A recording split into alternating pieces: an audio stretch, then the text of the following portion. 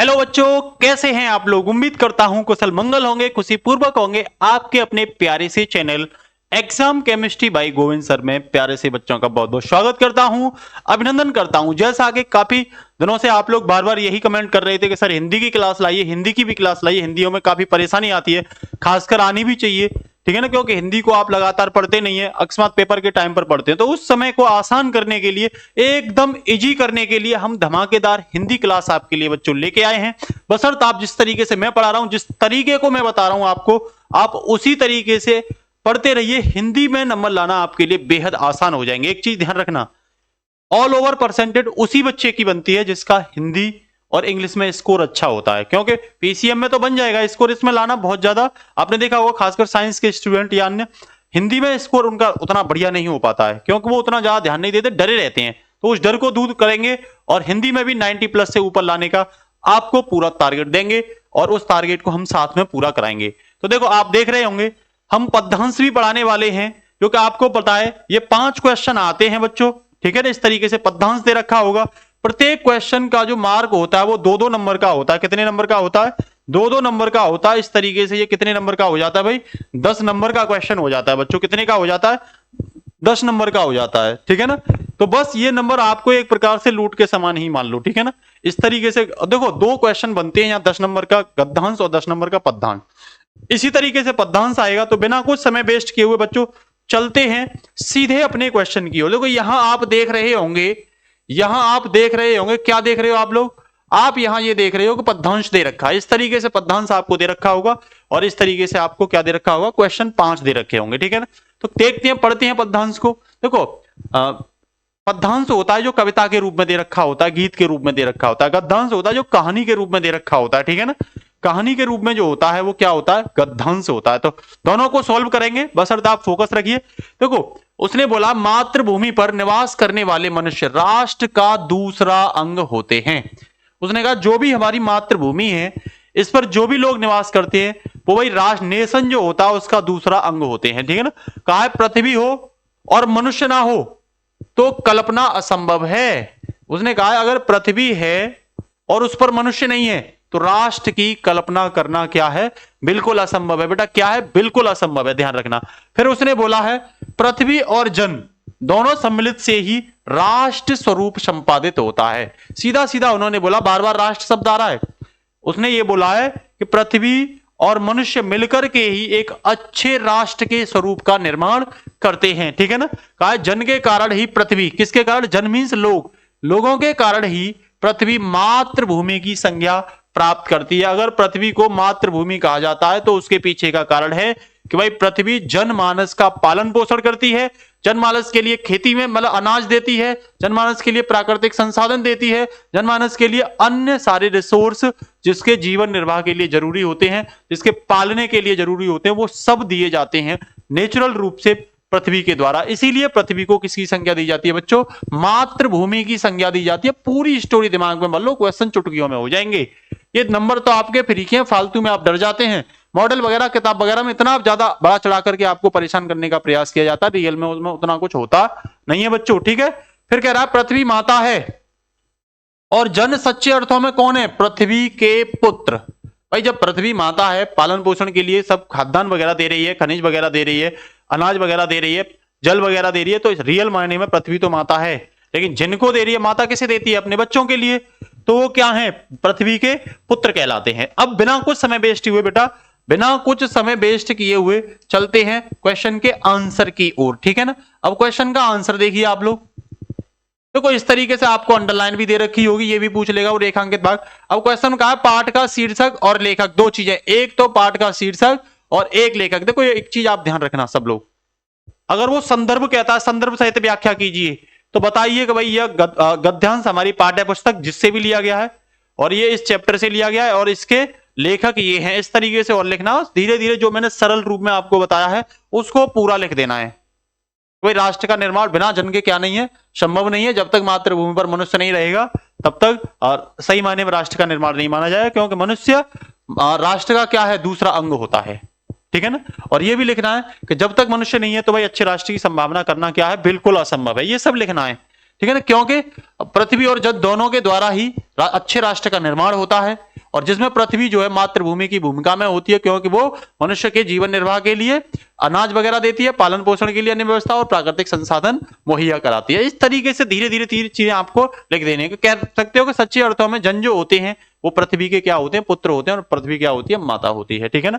तो अब इसमें लेकिन पूछा क्या है बच्चों, इसमें एक शीर्षक पूछा है आपसे, एक शीर्षक पूछा है और एक लेखक पूछा है। तो देखो आपको शीर्षक मतलब पाठ का नाम, एक शीर्षक पूछा है बच्चों आपसे और एक लेखक पूछा है, ये पूछा है।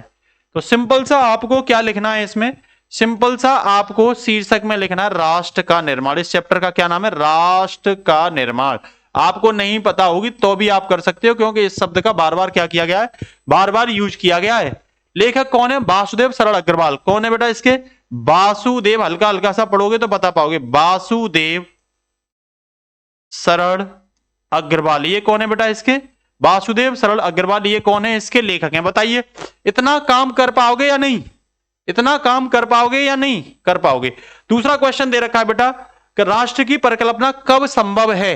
दोनों तरीके से पूछ सकता है आपसे, राष्ट्र की परिकल्पना कब असंभव है और कब संभव है। तो आप संभव में तो लिखोगे तो दोनों तरीके से लिख सकते हो। संभव में तो आप लिखोगे, संभव में आपको लिखना है कि भाई पृथ्वी प्लस जन, प्लस जन अगर दोनों होते हैं तो भाई राष्ट्र की परिकल्पना संभव है। और यहां पे अगर वो असंभव लिख दे, क्या लिख दे, असंभव लिख दे बेटा, असंभव लिख दे, तो आप कह सकते हो कि राष्ट्र का निर्माण, क्योंकि इसने कहा पृथ्वी हो और मनुष्य ना हो, तो आप कह सकते हो बिना मनुष्य के, बिना मनुष्य के राष्ट्र निर्माण की संकल्पना असंभव है। कह सकते हो बिना मनुष्य के, इतना लिख सकते हो, बिना मनुष्य के राष्ट्र निर्माण की संकल्पना क्या है बेटा, असंभव है। जल्दी से बताइए फटाफट से, कोई दिक्कत। देखो आप लोग जो क्लास को शेयर जरूर किया करिए, ठीक है ना। तो आप लिख सकते हो पृथ्वी हो लेकिन मनुष्य ना हो, राष्ट्र की परिकल्पना क्या हो जाती है, असंभव हो जाती है। ठीक है ना। तो यहां पे लिखा है पृथ्वी और जन दोनों मिलकर क्या करते हैं, तो सिंपल आपको पहले ही आंसर में दे रखा है। देखो पृथ्वी और जन ये दे रखा है, पृथ्वी और दोनों मिलकर के क्या करते हैं, एक राष्ट्र का स्वरूप संपादित करते हैं। तो आप लिख सकते हो पृथ्वी और जन। देखो यहां लिख सकते हो पृथ्वी, इसी तरीके से लिखोगे और जन मिलकर, मिलकर राष्ट्र स्वरूप का संपादन करते हैं, एक राष्ट्र स्वरूप का संपादन करते हैं, संपादन करते हैं। बताइए कुछ है, इन चीजों को आप घबरा जाते हो। देखो कहा है पृथ्वी कब मातृभूमि की संज्ञा प्राप्त करती है, ध्यान दो, पृथ्वी कब मातृ, तो जन के कारण ही, किसके कारण, तो आप लिख दोगे पृथ्वी जन के कारण ही मातृभूमि की संज्ञा प्राप्त करती है। तो आप यहां लिखोगे बेटा, यहां लिखोगे इसका आंसर लिखोगे पृथ्वी जन के कारण, जन के कारण मातृभूमि की संज्ञा प्राप्त करती है, मातृभूमि की संज्ञा प्राप्त करती है, प्राप्त करती है। क्या आपको दिख रहा है, जल्दी से बताइए, एक मिनट में देख लेता हूं दिख रहा है या नहीं। पृथ्वी जन के कारण ही मातृभूमि की, सही है, हल्का बहुत दिख नहीं रहा लेकिन कोई दिक्कत नहीं, मैंने बोल भी दिया है आपको, ठीक है ना। हाँ हाँ। तो अब पूछा है रेखांकित अंश की व्याख्या कीजिए। तो देखना रेखांकित कौन सा है इसमें, रेखांकित ये है पृथ्वी माता है और जन सच्चे अर्थों में पृथ्वी के पुत्र हैं। तो आप यहां इसका आंसर क्या लिखोगे बेटा, आप इसका बढ़िया सा आंसर क्या लिखोगे, तो आप लिखोगे सही मायने में क्या लिखोगे, पृथ्वी हमारी मां के समान है जो हमें अन्न देती है। पृथ्वी क्या लिखोगे, सही मायने में, सही मायने में पृथ्वी हमारी मां है, मां है क्योंकि वह हमें अन्न देती है, वह हमें अन्न क्या देती है, अन्न देती है, अन्न देती है, वह पालन पोषण करती है, वह पालन पोषण करती है, वह पालन पोषण करती है। बताइए कितना आसान था ये, पांचों के पांचों क्वेश्चन कितने आसान थे। इस तरीके से बड़े गद्यांश को आप बेटा सॉल्व कर सकते हो। जल्दी से स्क्रीनशॉट ले लो इसका, सभी बच्चों क्या ले लो, स्क्रीनशॉट ले लो इसका, ठीक है ना। हाँ, अब अगले क्वेश्चन की ओर चलते हैं। देखो अगला गद्यांश क्या दे रखा है, कहते हैं दुनिया बड़ी भुलक्कड़ है। सब लोग फोकस के साथ पढ़िए। कहते हैं दुनिया बड़ी भुलक्कड़ है, केवल उतना ही याद रखती है जितने से उसका स्वार्थ क्या हो जाता है, सद जाता है। एक प्रकार से आप कह रहे हो भौतिकतावाद की बात कर रहा है ये। केवल किसकी बात कर रहा है, भौतिकतावाद की बात कर रहा है, ठीक है ना। फिर कह रहा है बाकी को फेंक कर आगे बढ़ जाती है। आपने देखा भी होगा, मतलब का काम होता है तो बात करती है दुनिया, नहीं होता तो फिर आगे की ओर बढ़ जाती है। कह रहा है शायद अशोक से उसका स्वार्थ नहीं सधा, अशोक जो है उससे उसका स्वार्थ नहीं सधा, ठीक है ना, जो इस चैप्टर में है। कह रहा क्यों उसे वह, क्योंकि वह उसे याद, फिर कह रहा उससे स्वार्थ नहीं सधा, क्यों उसे वह याद रखती। सारा संसार स्वार्थ का ही क्या है, अखाड़ा है। साफ तौर पर बोला है कि दुनिया केवल स्वार्थ पर ही बात करती है, ठीक है ना। अगर स्वार्थ निकल जाता है तो दुनिया उसे क्या कर देती है, भुला देती है, या आगे उसे फेंक करके कहां बढ़ जाती है बेटा, आगे बढ़ जाती है। बताओ ये चीजें एकदम क्लियर हुई, ठीक है ना। तो फिर आपसे यहां पूछेगा, पहले उसमें शीर्षक बताइए और इसका लेखक बताइए। तो शीर्षक और लेखक दोनों ही आपको बताने हैं इसके। तो आपको इसके शीर्षक और लेखक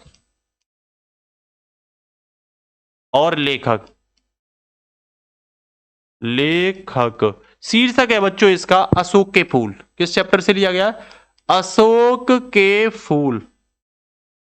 अशोक नाम आ गया इसमें, यहीं से पहचान लोगे भाई। एक एक दो बार पूरी चीजों को आप पढ़ लेना, उससे क्लियर हो जाएगा। और ये हमने जो लिए ये वही लिए, बार बार एग्जाम में, हर साल एग्जाम में पूछे जाने वाले गद्यांश हैं।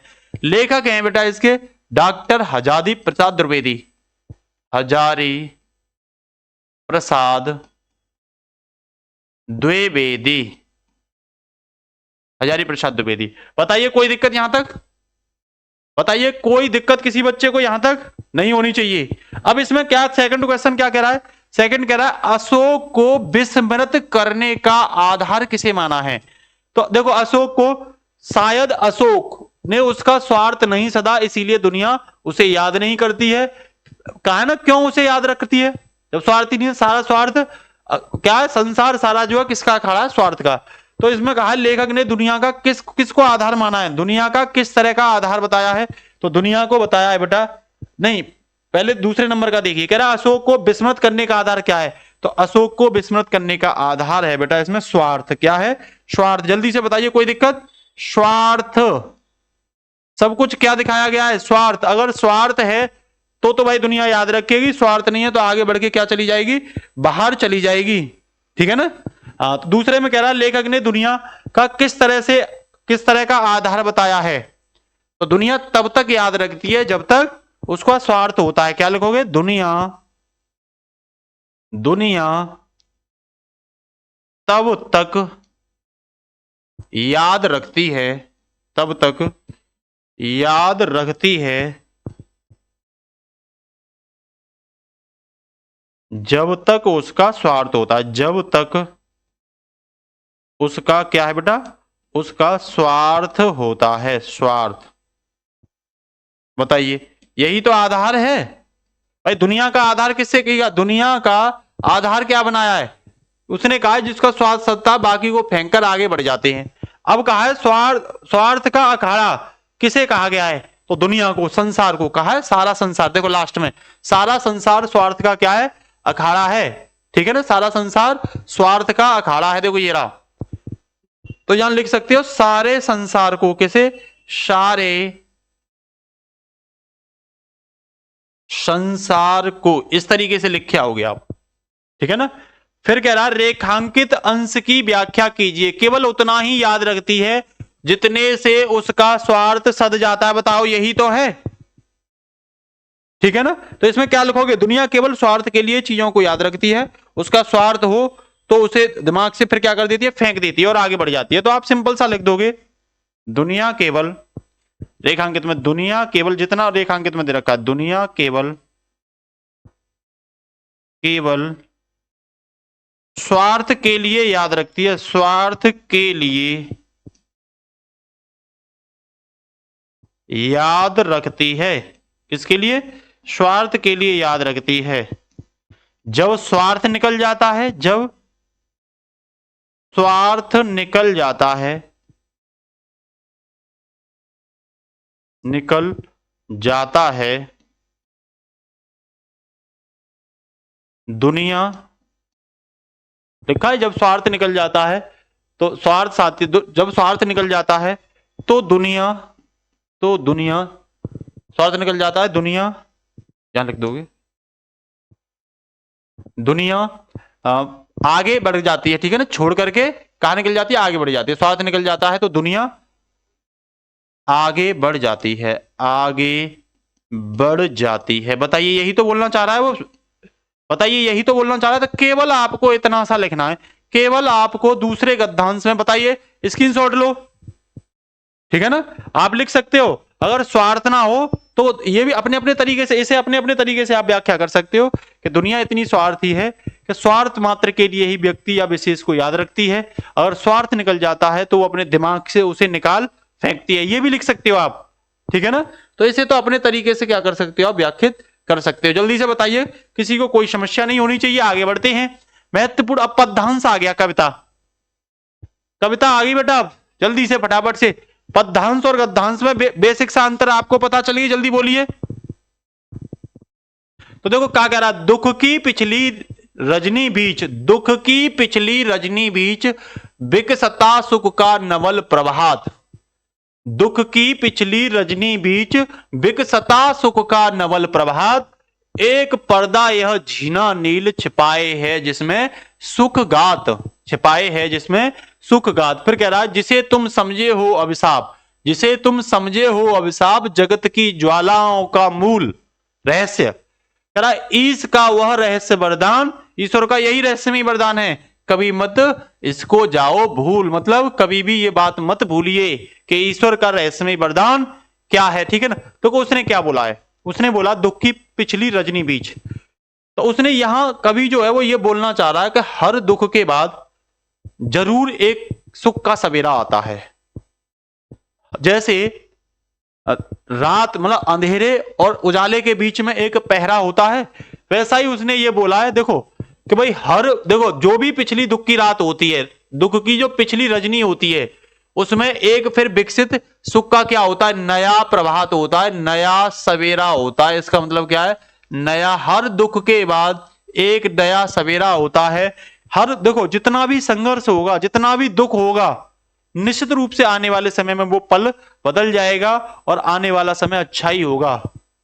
तो यहां समझाने का प्रयास किया जा रहा है इससे कि प्रकृति का नियम है, परिवर्तन ही सच्चाई है। प्रकृति का एक नियम है कि परिवर्तन होते ही रहना चाहिए, ठीक है ना। तो आप लिख भी सकते हो, ये बताना चाह रहा है परिवर्तन ही प्रकृति का नियम है, परिवर्तन ही प्रकृति का नियम है। बच्चों ये इस तरीके से आपको सरल भाषा में चीजों को समझना है। फिर कहा है, एक पर्दा या झीना नील, उसने कहा ये एक पर्दे के समान है। सुख और दुख के बीच में जो स्थिति है वो एक पर्दे के समान है। सुख और दुख के बीच में जो स्थिति है वो एक पर्दे की, आप तो घबरा जाते हो ना, अरे पता नहीं क्या होगा, अंधकार हो गया, पूरी जिंदगी बर्बाद होगी, अब कुछ नहीं हो सकता, कुछ नहीं बचा है मेरी जिंदगी में, सब गलत है। उसके बीच में ये जो पहर है ना, ये जो स्थिति है, ये एक पर्दा के समान है, ठीक है ना। कह रहा जगत, फिर कह रहा पर्दा के समान है जो छिपाए रखती है। कह रहा छिपाए है जिसमें सुख गात। उसने साफ बोला, इसी पहर को, इसी पर्दे को जब ये पर्दा हट जाता है तो आपको सुख ही सुख की क्या मिलती है? सौगातें मिल जाती है। क्या है? जिसे तुम समझे हो अभिशाप, तुम इसी को क्या समझने लग जाते हो? अभिशाप समझने लग जाते हो। पता नहीं क्या हो गया, ये अभिशाप नहीं है। कहा है ये जगत का ज्वालाओं का एक क्या रहस्य में ही है। इसने साफ बोला है, जिसे तुम अंधकार या अभिशाप समझ रहे हो, यही संसार का रहस्य है, यही संसार का क्या है? रहस्य है, ठीक है ना। ये एकमात्र पर्दा है, ये एकमात्र क्या है? पर्दा है, जिसे तुम अभिशाप समझ रहे हो, यही जगत का क्या है? संसार का एक रहस्यमयी मूल है, ठीक है ना। एक रहस्यमयी क्या है बेटा? मूल है, ध्यान रखना, ठीक है ना। संसार का रहस्य है। फिर कह रहा है ईश का वह रहस्य वरदान, भाई ईश्वरमयी जो शक्ति है, भगवान जो है, इसी का ये जो रहस्यमयी क्या है, वरदान है। कह रहा है इसको कभी तुम लोगों को भूलना नहीं चाहिए, इसको कभी तुम लोगों को भूलना नहीं चाहिए। तो पूरा क्या निकल के आया है, पूरा ये निकल के आया भाई, प्रकृति का नियम है, निश्चित रूप से बदलाव होता ही होता है। यही क्या है बेटा, प्रकृति का नियम है, ठीक है ना। तो इसमें किसकी बात करी गई है, इसमें मनु की बात करी गई है, इसमें मनु की बात करी गई है। देखो पूछा गया है पद्यांश में कवि और कविता के बारे में, आपसे ये क्वेश्चन पूछा गया कि भाई इसका कवि कौन है, ठीक है ना, कवि को पूछा गया है और ये कविता कौन है। याद करिए, आपने श्रद्धा और मनु कविता अपनी हिंदी में पढ़ी होगी बेटा, श्रद्धा और मनु कविता आपने अपनी हिंदी में पढ़ी होगी। तो कविता का नाम लिखोगे श्रद्धा व मनु, व मनो, ठीक है, ये कविता का नाम है। देखो यहां आप कवि की जगह लिख रहे हो, ठीक है ना, श्रद्धा और मनु। कवि लिख देना जयशंकर प्रसाद, कवि की पूछे तो कवि कौन है, जयशंकर प्रसाद, जय शंकर प्रसाद, ये तो कवि हैं इसके, ठीक है भाई, जयशंकर प्रसाद। कविता कौन सी है, श्रद्धा मनु, बताइए याद आया आपको, श्रद्धा मनु क्या है बेटा, ये कविता है, श्रद्धा मनु क्या है, इसकी कविता है, ठीक है ना। तो दूसरा क्वेश्चन है, श्रद्धा किसके हताश मन को प्रेरणा दे रही है। तो देखो बार बार श्रद्धा मीन्स आस्था, उम्मीद, जिसे तुम समझ रहे हो ना कि सब कुछ अंधेरा नहीं, एक उम्मीद भी है, एक उम्मीद के बाद एक नया उजाला भी आएगा। तो श्रद्धा किसके बारे में बात कर रही है, मनु को प्रेरणा दे रही है। किसको प्रेरणा दे रही है, तो ये लिखोगे आप, मनु को प्रेरणा दे रही है। श्रद्धा किसको प्रेरणा दे रही है बेटा, मनु को। देखो सब कुछ यहीं से निकल आता है, ये मनु को प्रेरणा दे रही है, मनु को प्रेरणा किसको दे रही है, मनु को प्रेरणा दे रही है। फिर कह रहा है एक पर्दा यह झीना नील, इस पंक्ति में कौन अलंकार है। देखो यहां से आपको ये इस तरीके से लिखनी है, ये एक पर्दा यह झीना नील, तो उसने कहा, देखो यहां जरा, एक पर्दा यह झीना नील छिपाए है जिसमें सुख का, तो उसने कहा ये जो पर्दा वाली स्थिति है ना, इसमें कौन सा अलंकार है। तो यहां में तुलना की जा रही है, क्या की जा रही है, तुलना। जहां तुलना की जाती है वो अलंकार कौन सा होता है बेटा, उपमा अलंकार होता है। कौन सा है बच्चों, उपमा अलंकार। जल्दी से बताइए, कोई दिक्कत किसी बच्चे को। फिर कह रहा है रजनी, रजनी किसका प्रतीक है, कोई भी बच्चा बताइए रजनी किसका प्रतीक है। तो रजनी यहां जो बोला गया है वो रात, अंधेरा, जो दुख के बारे में बोला गया है, किसके बारे में, वो दुख के बारे में बोला गया है बेटा। तो रजनी यहां किसका प्रतीक है, दुख का प्रतीक है। किसका, दुख का प्रतीक है, बताइए, ठीक है ना। हर एक रजनी के बाद क्या आता है, सुख का नवल सवेरा आता है, नया सवेरा आता है, ये बोला गया है। कह रहा रेखांकित अंश की व्याख्या कीजिए। रेखांकित कौन सा, दुख की पिछली रजनी बीच बिक सकता दुख का नवल प्रभात, दुख की रजनी बीच बिक सकता सुख का नवल प्रभात। कह रहा दुख की काली रात बीत जाने पर सुख का नया सवेरा आता है। बस इतना लिखना है, दुख की काली रात बीत जाने पर। यहां लिखोगे बेटा दुख की, आप अपने तरीके से भी लिख सकते हो इसे, दुख की काली रात, काली रात बीत जाने पर, हर दुख की काली रात बीत जाने पर सुख का नया सवेरा, सुख का नया सवेरा जरूर आता है, सवेरा जरूर आता है, सुख का नया सवेरा जरूर आता है। जल्दी से बताइए और फटाफट से स्क्रीनशॉट ले लो बेटा, फटाफट से स्क्रीनशॉट ले लो, जल्दी से स्क्रीनशॉट लो इसका, फटाफट से लो बेटा स्क्रीनशॉट जल्दी से। यहां तक कोई दिक्कत किसी बच्चे को,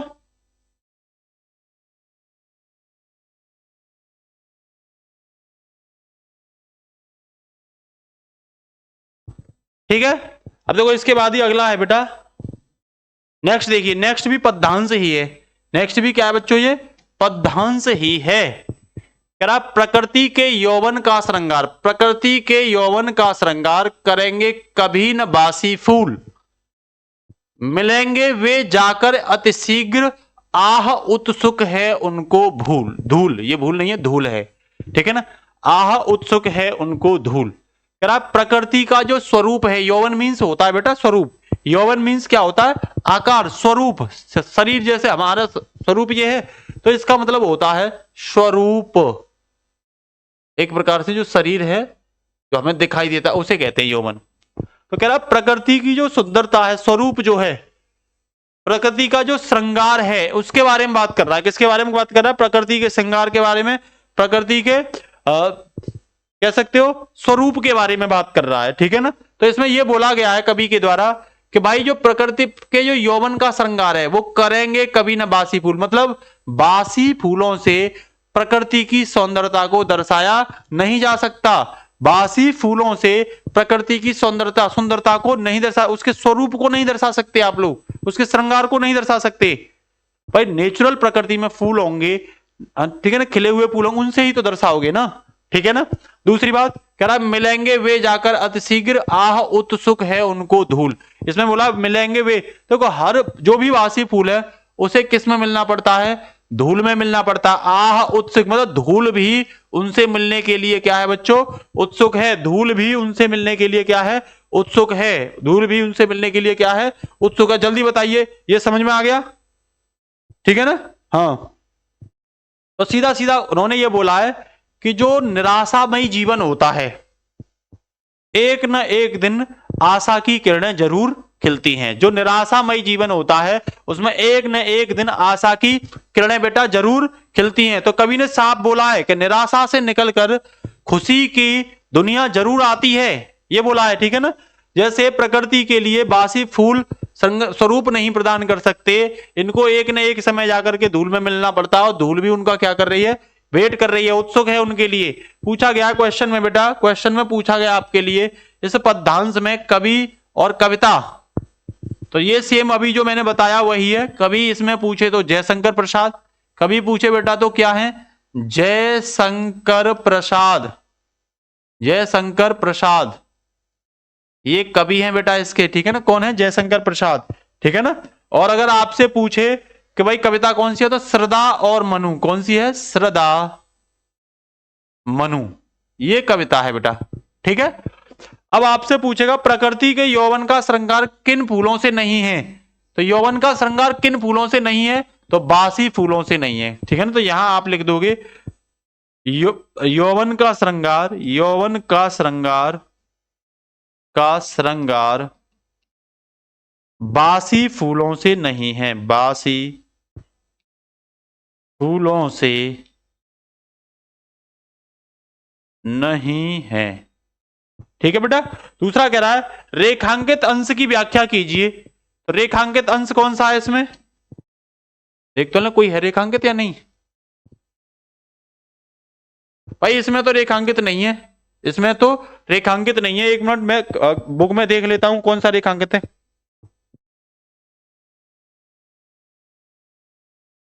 देखो इसमें ये इस जब आप देखोगे तो देखो ये दे रखा है रेखांकित आपको, ठीक है ना। मैं अलग कलर से दे देता हूं, देखो ये दे रखा है रेखांकित, या आप कोई भी मान सकते हो। करेंगे कभी न बासी फूल, तो यहां लिख सकते हो, यहां इसमें लिख सकते हो रेखांकित में प्रकृति का सौंदर्य कभी भी बासी फूलों से नहीं किया जा सकता है। इतना लिखना है, प्रकृति का सौंदर्य क्या लिखना है बेटा? प्रकृति का सौंदर्य कभी भी बासी फूलों से नहीं किया जा सकता है। प्रकृति का श्रृंगार बासी फूलों से नहीं किया जा सकता है। लिख सकते हो प्रकृति का श्रृंगार, प्रकृति का श्रृंगार बासी फूलों से, बासी फूलों से नहीं किया जा सकता है, नहीं किया जा सकता है, ठीक है बेटा, ये बोला उसने। फिर कहा है बासी फूलों का हसन कैसा होता है? बासी फूलों का जल्दी बोलो, धूल में मिलते या नहीं मिलते? जल्दी बोलो, धूल में मिलते या नहीं मिलते? तो बासी फूल एक न एक दिन जाकर के धूल में मिल जाते हैं, ये बोला है। बासी फूल कहां मिलेंगे? अतिशीघ्र ही क्या मिल जाते हैं? धूल में मिल जाते हैं। तो आप लिखोगे धूल में जाकर मिल जाते हैं। क्या लिखोगे इसका? धूल में जाकर, धूल में जाकर मिल जाते हैं। देखो कितने शानदार शानदार आंसर निकल के आ रहे हैं। कह रहा है प्रस्तुत पद्यांश में कवि ने संदेश क्या दिया है? कवि ने संदेश दिया है कि हर एक निराशा के बाद सुख का जीवन आता है। क्या दिया बेटा? कवि ने, आप लिख सकते हो कवि ने हमें निराशा से निकलकर सुखमयी जीवन जीने की उम्मीद दी है। तो आप लिख सकते हो कवि ने निराशा से निकलकर, कवि ने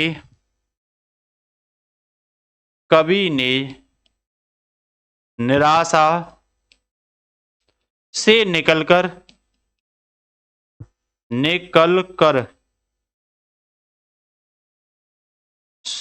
सुखमय जीवन की बात कही है, सुखमय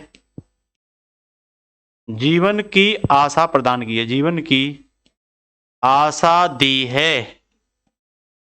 आप अपने उसमें लिख सकते हो इसे, ठीक है ना, आप अपने उसमें बेटा लिख सकते हो।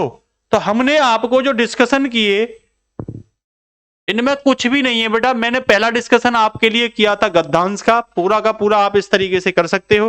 फिर हमने अगला गद्यांश लिया और इसमें फिर हमने बेटा 2 पद्यांश को डिस्कशन किया और आपको अच्छे से बताया।